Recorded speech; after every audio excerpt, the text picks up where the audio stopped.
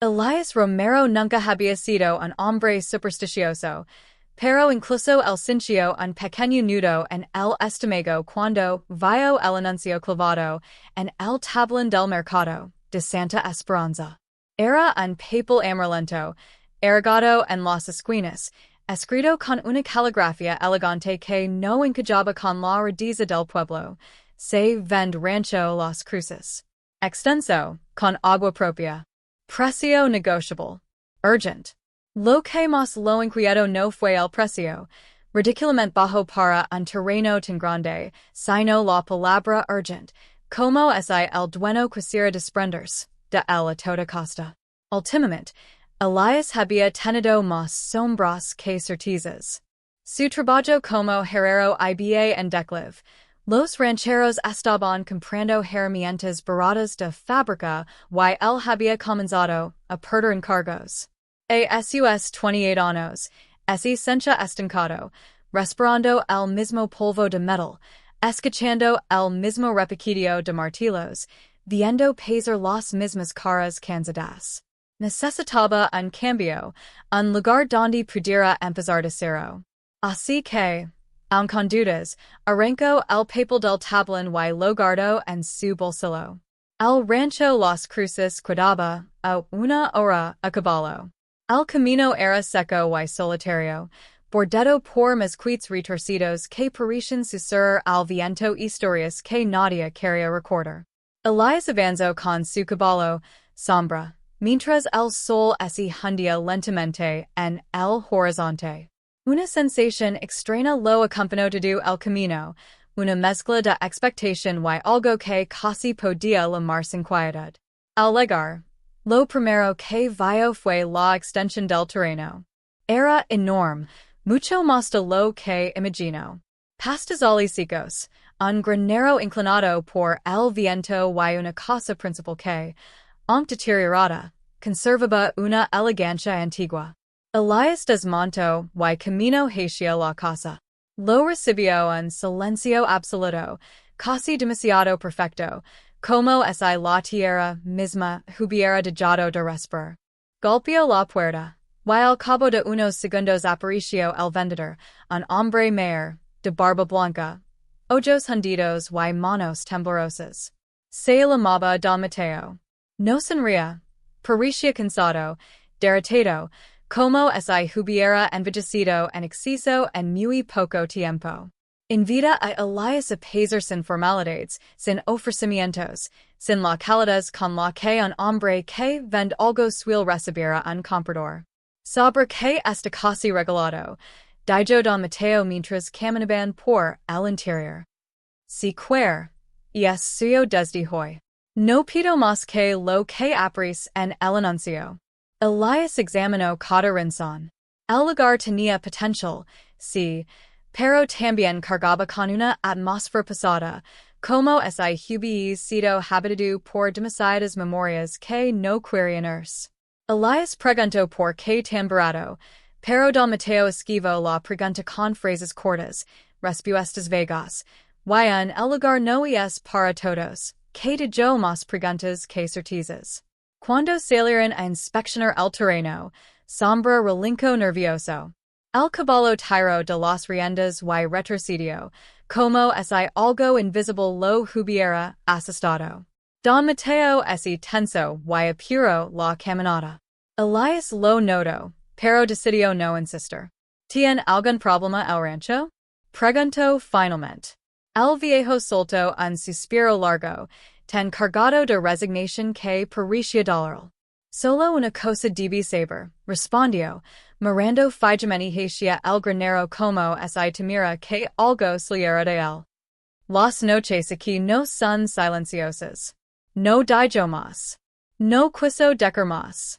Y fue justamente esa frase, más que el precio, más que la inquietud del caballo, más que el silencio del terreno, lo que impulsó a Elias a comprar el rancho. Algo dentro de él, quizá la curiosidad que siempre lo metía en problemas, quizá el deseo de demostrar que no creía en fantasmas, lo hizo decir. Lo compró. Sin saber que esa decisión cambiaría su vida para siempre. La primera noche en el rancho los cruces luego con un cielo limpio, despejado, tan inmóvil que parecía pintado. Elias había pasado todo el día acomodando sus cosas, algunas herramientas, una manta gruesa, un pequeño baúl con objetos personales, y una lámpara de aceite que lavaba desde su juventud. La casa principal tenía varias habitaciones, pero el eligió la que estaba más cerca de la cocina, la menos deteriorada y la que dejaba entrar más luz.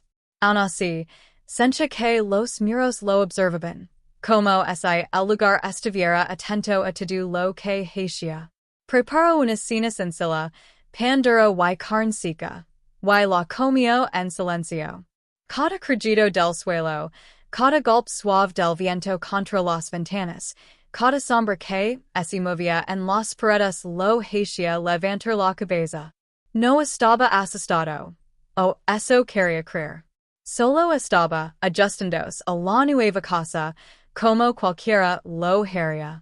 Pero en el fondo sabía que había algo distinto en ese lugar. Algo que lo obligaba a mirar por encima del hombro. Al caer la noche, salió un momento al porche.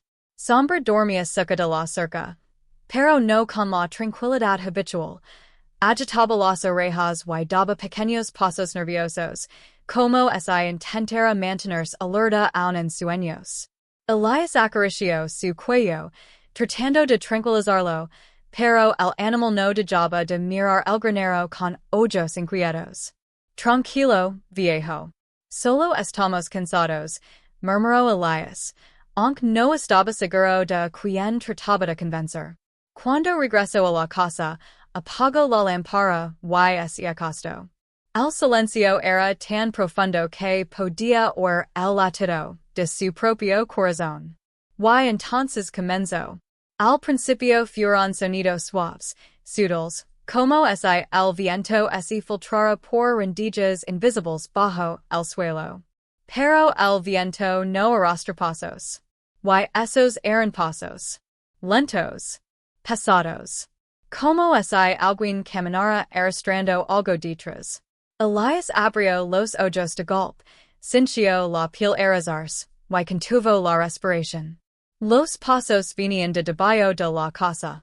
Pensó que quizá fueran animales, mapaches o algún perro vagabundo. Pero los sonidos tenían un ritmo demasiado humano. Dos pasos, una pausa, una rasta, una respiración corta. Sí, respiración. Juraría que la escuchaba. Un murmullo casi imperceptible que se filtraba entre las tablas del suelo. No podía distinguir palabras, pero si la intención, alguien o algo, estaba allí abajo. Se sentó en la cama, tomó la lámpara y la encendió. La luz temblorosa apenas iluminaba unos metros, pero bastaba para mostrar que la habitación estaba vacía, salvo por él. Los pasos continuaron, moviéndose bajo el piso, de un extremo al otro, como si el intruso buscara algo, o alguien. Elias se obligó a levantarse, apretando la mandíbula para no dejarse llevar por la imaginación. Caminó por el pasillo, cada tabla crujía bajo sus pies. Siguió el sonido hasta la cocina. Aquí era más fuerte. Casi nítido. Podía sentir la vibración ascender por el suelo, como si hubiera un hueco justo debajo. Luego, sin aviso, los pasos se detuvieron. Todo quedó en un silencio tan total que sus oídos zumbaban. ¿Hay alguien allí? Preguntó Elias, sabiendo lo absurdo que sonaba. Nadie respondió. Por un instante pensó que todo había sido producto del cansancio, una mezcla de nervios y oído sensible. Se rió de sí mismo, aunque la risa salió tensa. De pronto, algo golpeó desde abajo. Un golpe fuerte. Único. Pero tan violento que los utensilios en la repisa vibraron. La lámpara casi se le caía de las manos. Sombra relinchó afuera, esta vez con un sonido largo, agudo, claramente emitido. Entonces lo escuchó. Un susurro. Breve. Femenino. tan bajo que casi se confundía con el viento. Parecía pronunciar su nombre, o al menos intentarlo. Y Elias, el hombre retrocedió, con el corazón trepando por la garganta. Había comprado un rancho, sí. Pero no estaba solo. Y algo debajo de aquel suelo quería que lo supiera. La mañana siguiente llegó sin permiso, con un sol que parecía más pálido de lo normal, como si también él hubiera escuchado los ruidos bajo la casa. Elias había dormido poco y mal. Cada crujido nocturno quedó grabado en su mente como una advertencia. Pero amaneció decidido a demostrar que no era un hombre que se dejara amedrentar por sonidos inexplicables.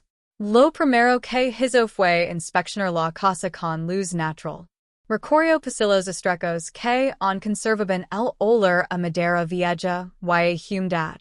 Cada habitación presentaba señales de abandono, camas cubiertas de polvo, armarios con puertas que no servían del todo, ventanas que dejaban entrar aire helado por sus grietas. Sin embargo, una puerta llamó su atención de inmediato.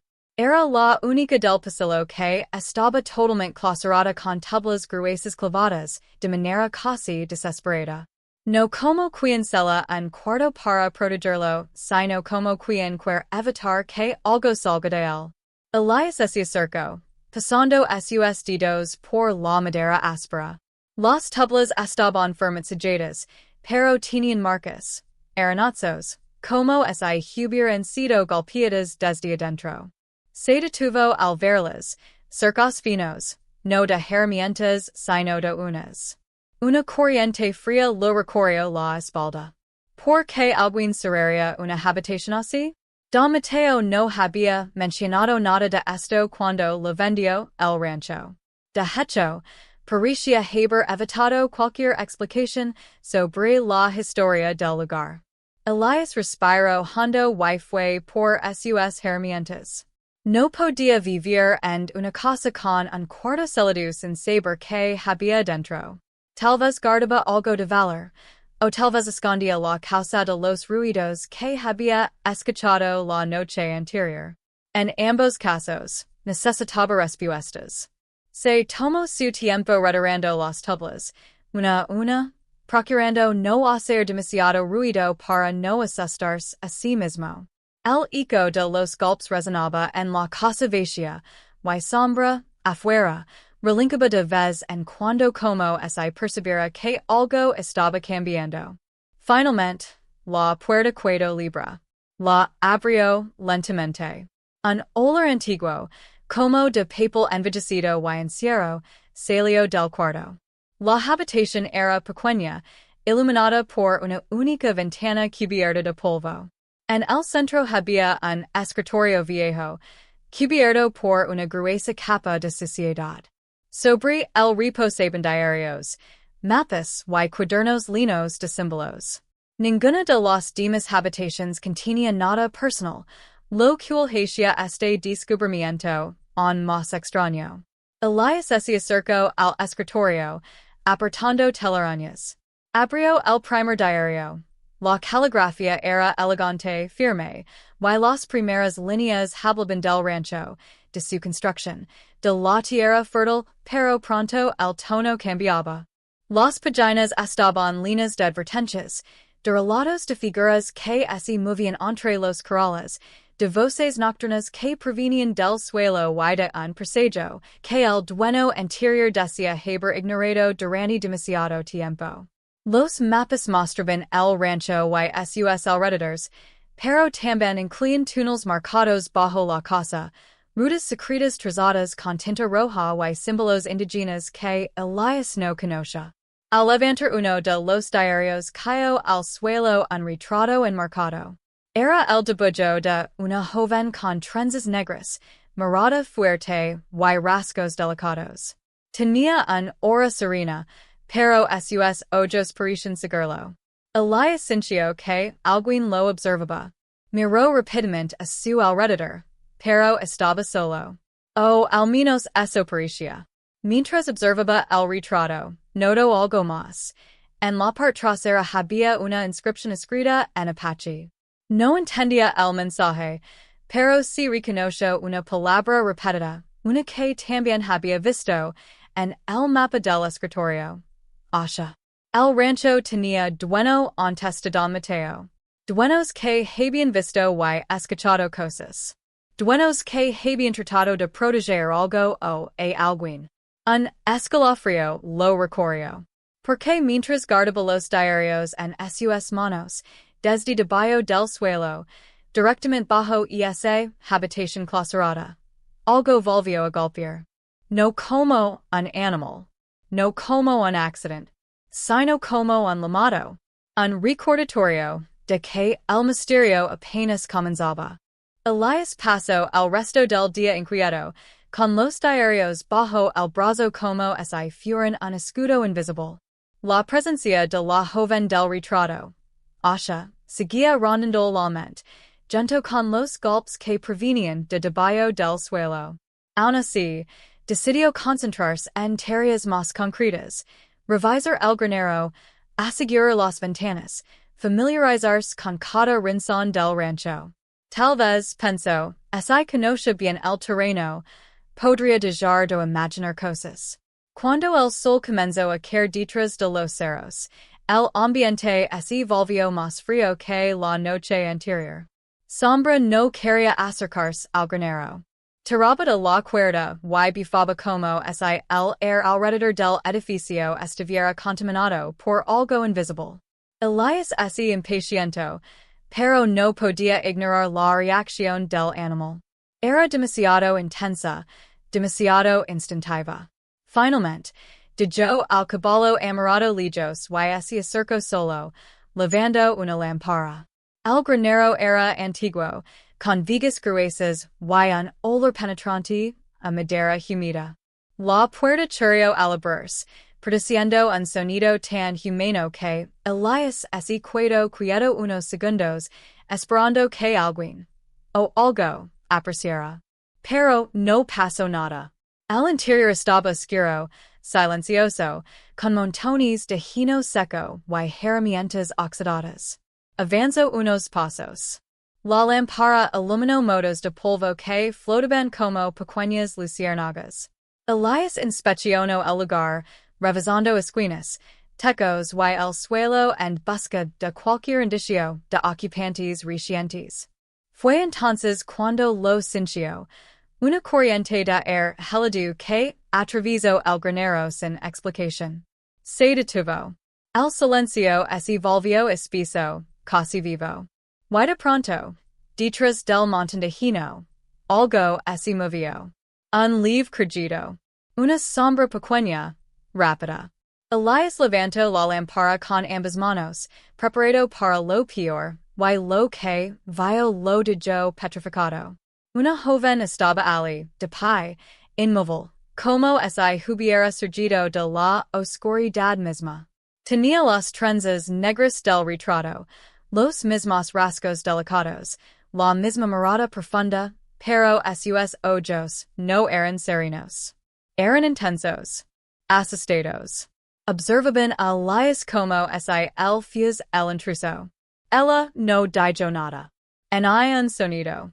Solo respiraba con rapidez, como un animal acorralado. Elias sintió un impulso de retroceder, pero también una necesidad inexplicable de acercarse. ¿Era un espíritu? ¿Un recuerdo materializado?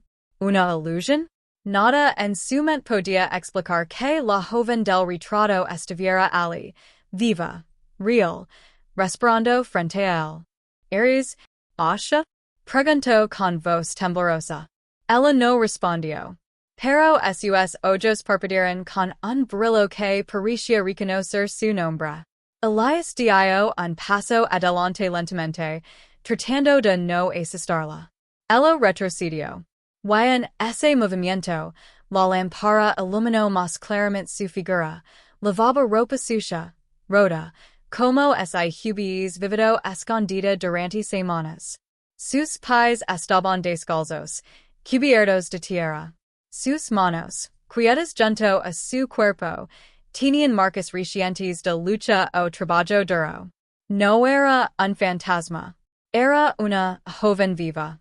Y estaba adorada. No voy a hacer daño, dijo Elias con suavidad, levantando las manos en señal de paz. Ella lo observó, pero no se movió. No confiaba en él. Eso era evidente. Sin embargo, tampoco huía.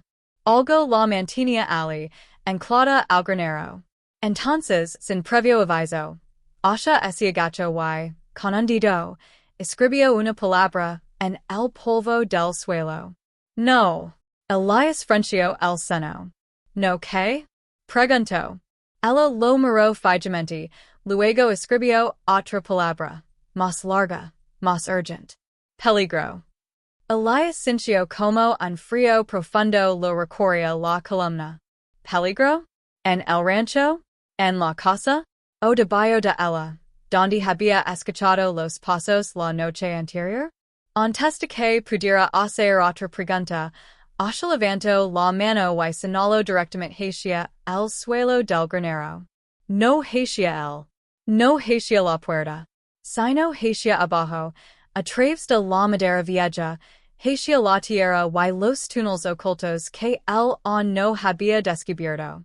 Y en ese instante, como si respondiera a su señal, el suelo entró emitió un crujido profundo, como un suspiro de algo que despertaba. Asha tembló. Elias tragó saliva. Ya no había vuelta atrás. El rancho tenía secretos. Y la joven que muchos habrían tomado por un fantasma era la única que sabía la verdad. Elias no durmió esa noche. Asha había desaparecido tan silenciosamente como había aparecido, dejándolo con más preguntas que respuestas. El mensaje escrito en el suelo, peligro, seguía grabado en su mente como si hubiera sido marcado a fuego. Y la señal que ella había hecho hacia el piso del granero no lo dejaba en paz. ¿Había realmente algo o alguien debajo del rancho? ¿Era eso lo que escuchó durante las noches? Cuando la primera luz del alba entró por las rendijas de la casa, Elias ya estaba de pie, con la lámpara y sus herramientas, listo para explorar lo que hasta ahora solo había sospechado. Recordó los diarios del cuarto clausurado. En uno de ellos se mencionaba un exquisito oculto en la casa, escrito con letra temblorosa, como si el dueño anterior hubiese querido advertirlo, pero a la vez temía demasiado para describirlo con claridad. La frase que más le había perturbado era: el corazón de la casa está en su vientre. Y lo que allí se mueve no debe ser liberado. ¿A qué se refería? ¿A un espíritu? ¿A un animal? ¿O a algo más humano? Con la lámpara en mano, Elias recorrió la cocina. Golpeó el suelo con la bota, buscando un eco, un hueco. Después de varios intentos, lo encontró. Un sonido seco, distinto, como si debajo no hubiera tierra sólida sino un espacio vacío. Se ardillo y pasó la mano por entre las juntas del piso. Allí, casi invisible, bajo una vieja alfombra que había movido la noche anterior, encontró una trampilla camuflada con astillas y polvo. Su corazón comenzó a latir con fuerza. Alzó la tapa con esfuerzo. El aire que subió desde abajo era frío, húmedo y pesado, como el aliento de un lugar que había estado cerrado por demasiado tiempo. La trampilla descendía en una escalera estrecha, hecha de madera carcomida. Se quedó un momento en silencio, respirando hondo. Luego bajó. Los escalones crujían, y cada paso parecía déspota ecos dormidos. Cuando llegó al fondo, descubrió una caverna estrecha que se extendía hacia la derecha. Las paredes eran tierra compacta, reforzada en algunos tramos con vigas de madera antigua. Lo más inquietante era que el túnel no parecía obrada un hombre solo. Era demasiado amplio, demasiado bien hecho. Con la lámpara iluminó el suelo. Ali encontró huellas varias, algunas pequeñas, como de una joven, otras más profundas, más grandes, como de hombres adultos. Pero lo que lo estremeció fue que muchas de esas huellas eran recientes. No tenían más de 1 o 2 días. No era el único que había estado Ali. Avanzó con cautela. El túnel serpenteaba bajo la casa como si siguiera un mapa invisible. Pronto llegó a una cámara más grande, reforzada con piedras y vigas. Ali encontró cosas que no esperaba. Cajas abiertas con provisions antiguas, mantas dobladas, un cuenco con agua, y marcas en la pared hecas con carbón. Las marcas formaban símbolos indígenas, similares a los que había visto en los mapas del escritorio clausurado. Entre ellos, nuevamente, el mismo nombre, Asha. Elias tragó saliva. No estaba yendo. Estaba viviendo Ali. Pero no era la única. En la cámara había señales claras de más ocupantes, restos de comida reciente, 2 mantas en el suelo, una cuerda nueva puesta contra la pared. Y sobre una roca plana, había una figura talada en madera, representando a un águila con las alas extendidas, un símbolo apache. Mientras analizaba cada detalle, escuchó algo. Un susurro. No humano. Más bien una rasta. Desde el túnel del fondo. Elias levantó la lámpara. La luz titubeó. El sonido se repitió. Alguien, o algo, se movía hacia él. Retrocedió unos pasos, pero antes de que pudiera escapar, una figura salió de la oscuridad del túnel. Elias levantó el puño por reflejo. Pero la figura no era un enemigo. Era Asha. Respiraba agitada, con las manos temblorosas. Se acercó, tomó su brazo con fuerza, y con su voz quebrada por el silencio, murmuró por primera vez. No deberías estar aquí. Su tono no era de reproche. Era de miedo. Un miedo profundo, urgent, dirigido no a él, sino a lo que se movía en los túneles detrás de ella. Asha sostenía el brazo de Elias cuando el eco del túnel volvió a vibrar detrás de ellos. Ese sonido, un arrastre pasado, irregular, como si algo enorme o herido se moviera en la oscuridad, hizo que la joven se tensara por completo. Sus labios se separaron apenas, respirando con dificultad, mientras sus ojos oscuros se clavaban en los de él. Debemos irnos, susurró, con voz ronca. Ahora. Sin esperar respuesta, tiró de su mano y lo llevó por un pasillo lateral que Elias no había notado en la penumbra. Era tan estrecho que ambos debían caminar de lado. Las paredes estaban frías, húmedas, y parecían cerrarse sobre ellos. A cada paso, Elias se preguntaba qué había estado protegiendo Asha, o de qué estaba yendo. Cuando por fin llegaron a una cavidad más amplia, ella encendió una pequeña lámpara de aceite que tenía escondida entre unas piedras. La luz cálida iluminó su rostro, joven, pero marcado por semanas, meses, de miedo, hambre y vigilia constante. Elias bajó la mirada a sus manos. No eran las manos de una fugitiva cualquiera, levaban calos, cortes, señales de que había trabajado cavando, arrastrando, moviendo cosas pesadas. Asha se sentó en una roca, agatada. Elias se acicló frente a ella.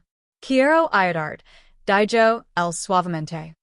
Pero necesito saber qué está pasando aquí. Por un momento, pensó que ella volvería al silencio. Pero entonces en un español entrecortado, mezclado con palabras en apache, comenzó a hablar. No soy la única, dijo. No era.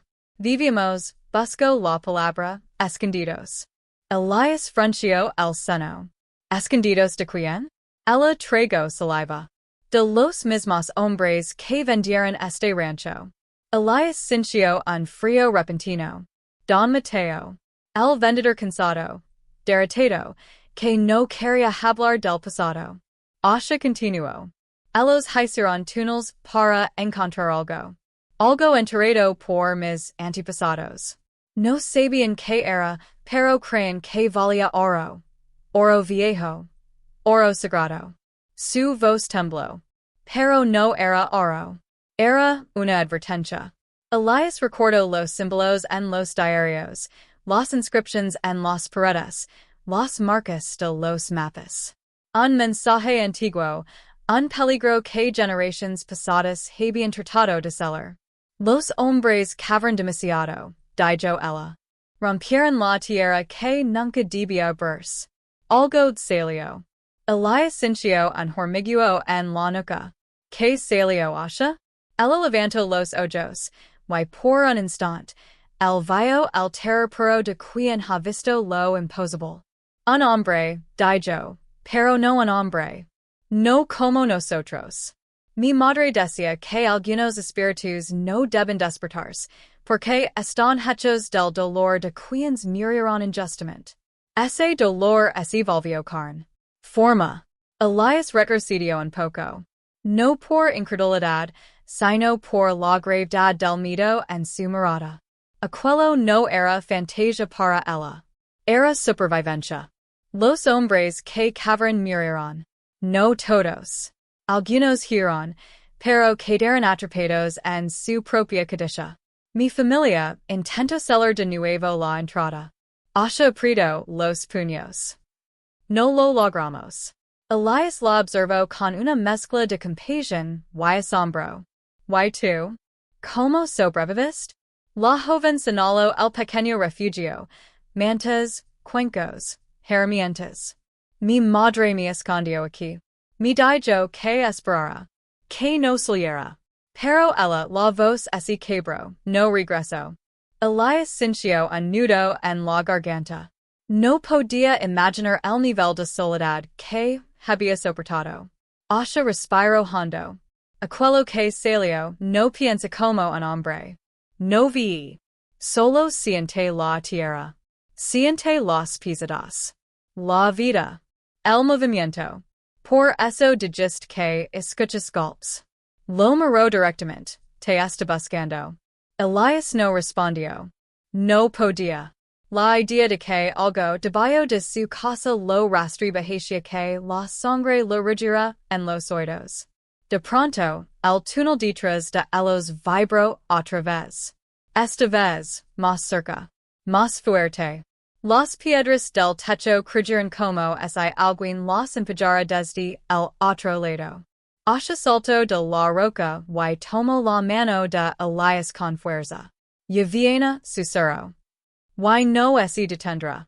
Las sombras se movieron al fondo del pasadizo. Y Elias entendió que el verdadero peligro del rancho no estaba en los susurros nocturnos, sino en lo que acababa de despertar. La noche había caído sobre el rancho con una calma engañosa. El air olía a tierra humida, a madera vieja y a un silencio que por primera vez no era hostil, sino expectante. Diego se sentó frente al fuego en el comedor principal, con el cuerpo tendido por la imagen reciente del hombre herido sosteniéndose de la baranda, pálido y asustado como un animal acorralado. La anciana que lo acompañaba, una mujer de ojos gris y piel curtida llamada Dona Elvira, lo observaba desde el otro lado de la mesa. Sientes, le dijo con una voz áspera pero no agresiva. Ya es hora de que sepa la verdad. Diego no respondió. Simplemente se dijo que sobre la silla. Todavía escuchaba, en su cabeza el grito ahogado del hombre cuando lo vio abrir la puerta. Y ahora, frente a él, Elvira entrelazaba las manos como quien se prepara para desenterrar un pasado enterrado a la fuerza. Ese hombre, Diego respiró hondo. ¿Quién es? ¿Por qué está aquí? La anciana desvió la mirada hacia el fuego. Pericia debaterse entre el deber de contar la historia y la culpa de haberla guardado demasiado tiempo. Se llama Tomás Rivas. Empezó lentamente. Fue el dueño original de este rancho, antes de que todo ese viniera abajo. Diego abrió los ojos, incrédulo. Había pensado en mil explicaciones, un intruso, un fugitivo, un enfermo mental escondido por la familia. Pero jamás imaginó que se trataba del propio dueño. Pero en los papeles aparece como muerto. Dijo Diego. Porque para el pueblo lo está, respondió Elvira. Aquellas palabras caen en el aire como una piedra fría. Diego se inclinó hacia adelante, sintiendo que cada frase lo empujaba más hondo en una historia que nunca buscó, pero que ahora parecía atraparlo. Elvira continuó. Tomás fue un hombre bueno, trabajador, pero se obsesionó con algo que encontró aquí, en estas tierras. Algo que no debía tocar. Diego frunció el seno, preguntándose si aquella mujer realmente hablaba de superstitions o si se trataba de algo más concreto. ¿Qué encontró? La anciana tardó unos segundos en responder. Una cueva. O más bien un túnel antiguo, oculto bajo la tierra desde antes de que este rancho existiera.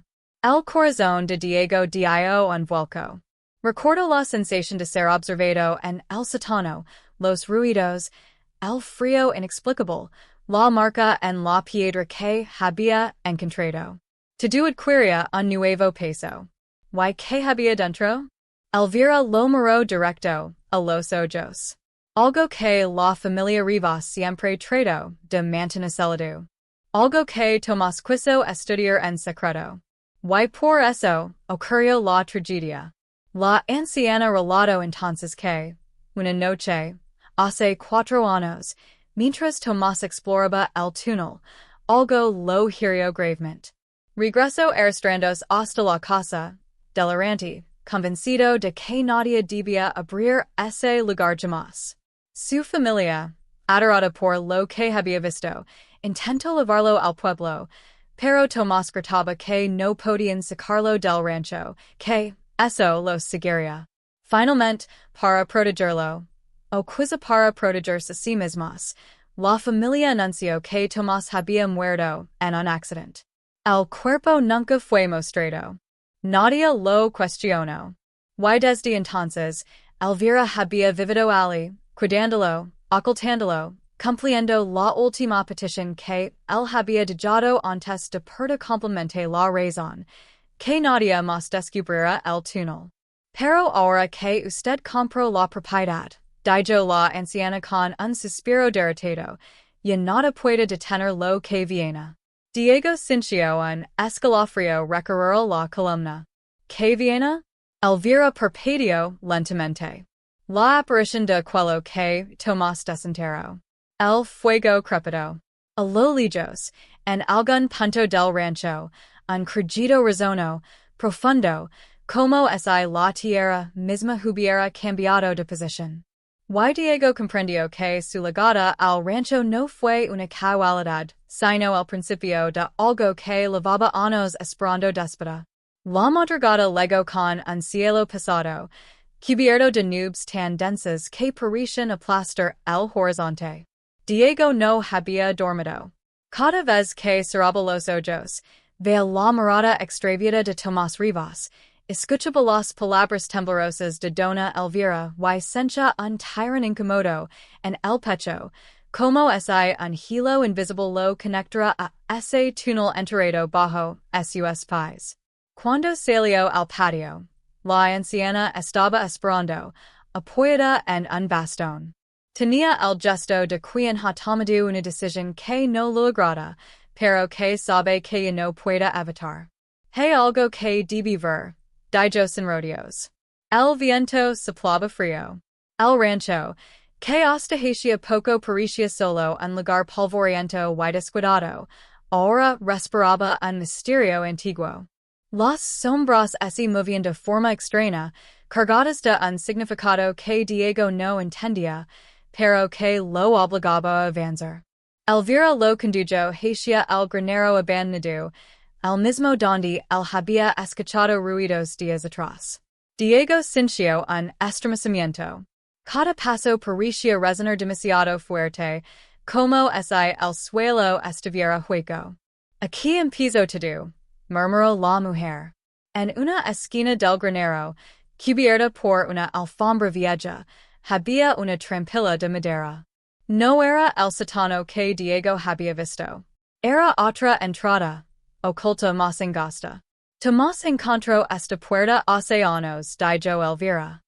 Juro que no la había hecho ningún hombre de la familia. Que estaba aquí desde antes. Diego tragó saliva. Las manos de la anciana temblaron cuando levantó la trampilla, un hola humido, a piedra anilla y tierra vieja, emergió desde las profundidades. No deberíamos bajar, advirtió Elvira. Pero tampoco podemos quedarnos sin saber qué está ocurriendo, porque desde que usted llegó, algo empezó a moverse hacia abajo. Diego sintió un escalofrío recorrer la espalda. Sin embargo, la curiosidad, más fuerte que el miedo, lo empujó a tomar la linterna y descender por la escalera de metal que crujía bajo su peso. La anciana lo siguió con lentitud. Al llegar al fondo, un pasillo estrecho se abría frente a ellos. Las paredes eran de piedra irregular, como si hubieran sido taladas hace siglos. No había rastro de herramientas modernas. Solo símbolos grabados, líneas curvas, figuras circulares, marcas que se repetían con inquietante precisión. Tomás dijo que no eran marcas humanas, susurró Elvira desde atrás. Que pertenecían a algo más antiguo que cualquier pueblo registrado. El pasillo avanzaba en espiral, descendiendo poco a poco. El aire estaba helado, cargado de un murmullo lento, como si la tierra respirara. De pronto, el camino desembocó en una cámara amplia. En el centro había una estructura de piedra, parecida a un altar abandonado. No tenía inscripciones, pero en su superficie se marcaban pequeñas hendiduras, como si algo hubiera descansado allí por mucho tiempo. Diego se acercó, incapaz de apartar la vista. Había una especie de ceniza negra acumulada alrededor del altar. Extendió la mano. No toque nada, exclamó la anciana, agarrándolo del brazo. La linterna tembló en sus manos. El humo, o lo que fuera aquella ceniza, se molino levemente, como si reaccionara al calor o a su presencia. Tomás lo vio, lo que sí que estaba aquí, continuó Elvira. Y lo siguió. No debió hacerlo. Diego se incorporó lentamente. ¿Qué había? Preguntó. La anciana cerró los ojos un momento, como si necesitara reunir valor. Decía que era una presencia. Una sombra viva. Algo que no tenía forma fija. Algo que no debería haber sido despertado. Justo cuando esas palabras cayeron entre ellos, la tierra vibró levemente. No un temblor natural, sino un pulso. Un latido. Como si la cámara, el túnel entró, respondiera a su presencia. La linterna de Diego parpadeó. Una corriente de aire helado los golpeó de frente. Y entonces, en un rincón oscuro, algo se movió. No un animal. No una persona. Una figura que no encajaba con ninguna forma conocida. Algo que parecía dibujo de sombra desprendiéndose de la pared. Elvira jadeó. No debimos bajar, murmuró con un hilo de voz. Diego retrocedió. Pero ya era tarde. La sombra había despertado. Y ahora sabía que no estaban solos. La luz temblorosa de la linterna apenas alcanzaba a iluminar unos metros del túnel, pero fue suficiente para revelar como aquella sombra, y esa figura imposible, se despegaba lentamente de la pared, como si hubiera estado dormida dentro de la piedra misma. Diego Cincio que el air se volvía más pesado, como si la oscuridad le prisionara el pecho. El ruido no era un granido ni un lamento. Era algo peor, un susurro. Un murmullo tan bajo que parecía nacer en los huesos más que en el oído. Dona Elvira retrocedió con pasos torpes. No la mires directamente, adverso, con voz ahogada. Pero era imposible no hacerlo. La sombra no tenía borde definido, se movía como humo, pero con intención. No era animal ni humana, pero tenía presencia. Una presencia consciente. Y estaba observándolos. Diego levantó la linterna instintivamente, pero la luz pareció retorcerse al tocarla. No se apagó, pero su haz se dobló, como si la sombra devorara parte de él. ¿Qué es eso? Susurró Diego. Elvira no respondió. Sus labios temblaban. La sombra se deslizó hacia ellos sin tocar el suelo. Cada movimiento había acompañado de un susurro, un lenguaje que no pertenecía a ningún ser vivo. Diego sintió un zumbido en la cabeza, como si voces invisibles estuvieran tratando de entrar en su mente. Debemos salir, dijo la anciana al fin, tirándolo del brazo. Retrocedieron hacia el pasillo, pero la sombra no se quedó atrás. Avanzaba con ellos, no corriendo ni deslizándose, sino apareciendo cada vez más cerca, como si el espacio no significara nada para ella. Cuando llegaron a la primera cava del túnel, Diego escuchó un grito que pareció desgarrar el aire. Era un sonido humano. Tomás. Y no veían más. Gritaba desde algún punto arriba, no la miran. No la despiertan. Elvira palideció. El grito confirmó lo que temía. Tomás, en débil, había sentido el déspota de la criatura. Su conexión con esa oscuridad era más profunda de lo que Diego había imaginado. Sigan. Insistió la anciana. Una ráfaga helada atravesó el túnel. La sombra se expandió, llenando el espacio, como si quisiera cerrarlo alrededor de ellos. Diego sintió el pánico trepar por la garganta. Corrió, casi cayendo por la pendiente irregular. Cada paso levantaba un eco que parecía multiplicarse. Al llegar a la escalera metálica, el sonido volvió a escucharse, el mismo latido profundo que habían oído antes, como si el túnel mismo tuviera corazón. Diego subió primero, empujado por una adrenalina feroz, mientras Elvira ascendía con dificultad detrás de él. Pero cuando estaba a mitad de camino, la sombra apareció en la base de la escalera. No ascendía. Solo los miraba desde abajo, inmóvil, como esperando. La linterna parpadeó, otra vez. El metal crujió. Diego sintió algo inexplicable. Una presencia dentro de su mente, no agresiva, sino inquisitiva, como una mano fría buscando reconocimiento. Llegó arriba. Tomó a Elvira del brazo y la ayudó a salir. Cerraron la trampilla con un golpe seco, respirando agitados. Pero el silencio que siguió no fue alivio. La sombra no había intentado salir.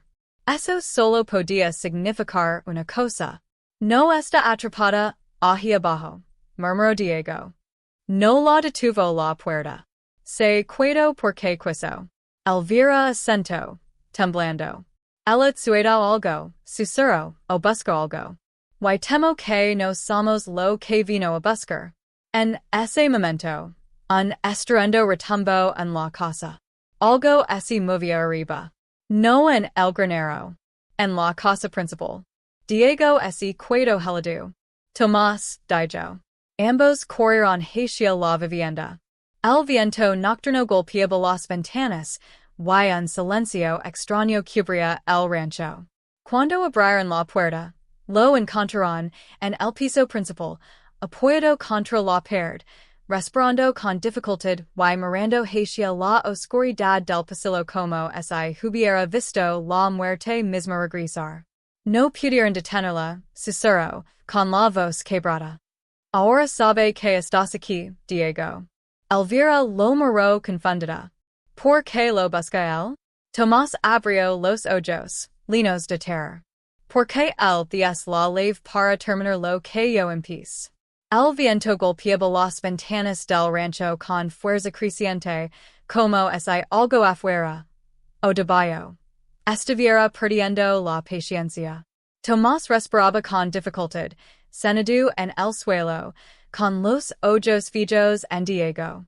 La anciana Elvira lo sostenía por los hombres, pero ni siquiera su presencia lograba calmarlo. Explícale, ordinó ella con voz firme, aunque sus manos temblaban. Tomás tragó saliva. Su rostro estaba marcado por los años, por el miedo, y por algo más profundo. Culpa. La criatura, la que vive ahí abajo, habló con dificultad, no apareció por casualidad. Despertó cuando yo excave por primera vez, pero no vino por mí. Vine por alguien más. Y ahora lo sabe. Diego sintió que el mundo se acercaba a su alrededor. ¿Por qué yo? Preguntó. Ni siquiera conocía este lugar hasta hace una semana. No, respondió Tomás. Pero tu familia sí. La frase cayó como un golpe seco. El anciano continuó. Hace generaciones, mucho antes de que este rancho existiera, tus antepasados vivían en estas tierras. Eran guardianes de este lugar. Gente encargada de mantener el túnel selado, de evitar que la sombra saliera. Diego retrocedió un paso, incrédulo. Eso no puede ser. Si fuera cierto. ¿Por qué nunca lo supimos? ¿Por qué la historia es barro? Explicó Elvira. ¿Por qué nadie quería recordar que bajo este suelo dormía algo que no debía ser despertado? Y cuando tu familia se marchó hace décadas, el debercuedo abandonado, hasta hoy. Diego sintió una punzada en el pecho. No sabía si creerlos, pero algo en su interior. Una intuición un eco antiguo, parecía déspota. De pronto, un golpe resonó en la puerta principal. No un golpe humano. Un impacto profundo, como de algo pesado arrastrándose contra la madera. Tomás palideció. Luego, susurró. La sombra estaba allí. La casa entera se estremeció. Las luces se apagaron. Solo la linterna permanecía encendida, temblando en la mano de Diego. Una corriente helada recorrió el pasillo, oscura, espesa, cargada de un murmullo que no pertenecía a este mundo. La figura apareció en el umbral de la puerta que conducía a las escaleras del sótano. Ya no era una sombra amorfa, había tomado una forma más definida. Parecía una silueta humana hecha de humo negro, con ojos como huecos vacíos. Diego sintió la presión en su mente. No palabras, no language. Una sensación de llamado. Un reclamo. La sombra avanzó. Tomás gritó y se interpuso, levantando las manos. No. Déjalo. Rugió. Aunque su cuerpo temblaba. Yo fui quien te despertó. Yo abrí el camino. La criatura, ni siquiera lo miró. Simplemente lo atravesó. Tomás cayó al suelo, sin vida. Elvira soltó un grito, ahogado. Diego no pudo moverse. La sombra estaba frente a él ahora, a solo unos pasos, y su presencia era como un vacío inmenso que amenazaba con absorberlo todo. Y entonces ocurrió lo inesperado. La criatura se detuvo. No avanzó. No atacó. Solo lo observó. Diego sintió algo en su bolsillo. El objeto que había encontrado en la piedra del sótano días atrás. Una pequeña pieza de roca talada con los mismos símbolos que el túnel. No sabía cómo había llegado a él, pero ahora entendía que no era un simple adorno. Era una lave. La sombra pareció inclinarse hacia ella. El aire vibró. La casa crujió. El símbolo brillo con una luz tenue, como si despertara al fin para cumplir su propósito. Diego lo levanto. Vine a terminar lo que mi familia de yo pendiente, dijo, sin saber de donde provenía su Valencia. Si buscas reposo, te lo dar. El templo bajo la tierra comenzó a latir. El túnel inició un rígido antiguo, como un suspiro que lavaba siglos encerrado. La sombra se acercó y, por primera vez, no sintió amenaza. Sintió alivio. La luz del símbolo ascendió, expandiéndose como una onda.